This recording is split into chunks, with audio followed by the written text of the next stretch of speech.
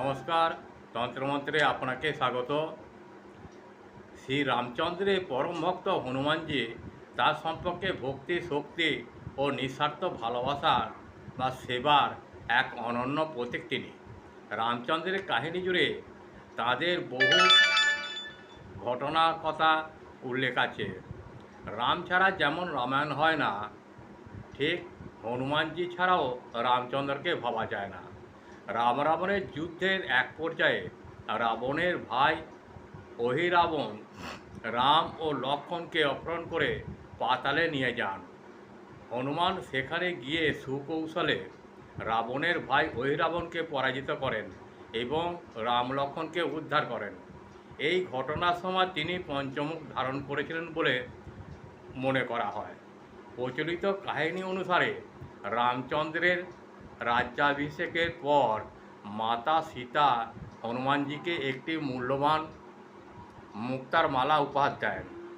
হনুমানজি সেই মুক্তার মালা চিবিয়ে তার ভেতরে রাম নাম লেখা আছে কিনা দেখেন। অনেকে তাঁর ভক্তি নিয়ে সন্দেহ প্রকাশ করলে তিনি তার বুক চিরে রাম সীতা যে তাঁর হৃদয়ে অবস্থান করেন তার প্রমাণ দেন। আর নিজজনেরা বলে যে বাঁদরের গলায় মুক্তোর মালা শোভা পায় না, কথাটা যেন ঠিক নয়। তেমনি এক্ষেত্রে তা প্রযোজ্য নয়, এটা ভক্তির প্রমাণ। যদি বিষয়টি ভালো লাগে তাহলে আমাকে একটা লাইক, শেয়ার ও সাবস্ক্রাইব করতে ভুলবেন না। যারা আমাকে সাবস্ক্রাইব করেছেন তাদের উদ্দেশ্যে জানাই আন্তরিক ভালোবাসা ও ও বড়দের প্রণাম। এইভাবেই আমার পাশে থেকে সাহায্যের হাত বাড়িয়ে দিন, কারণ আমি কোনো টাকা পয়সা পাই না। অনেক বইপত্র কিনতে হয় ও বহু সময় ব্যয় করতে হয়।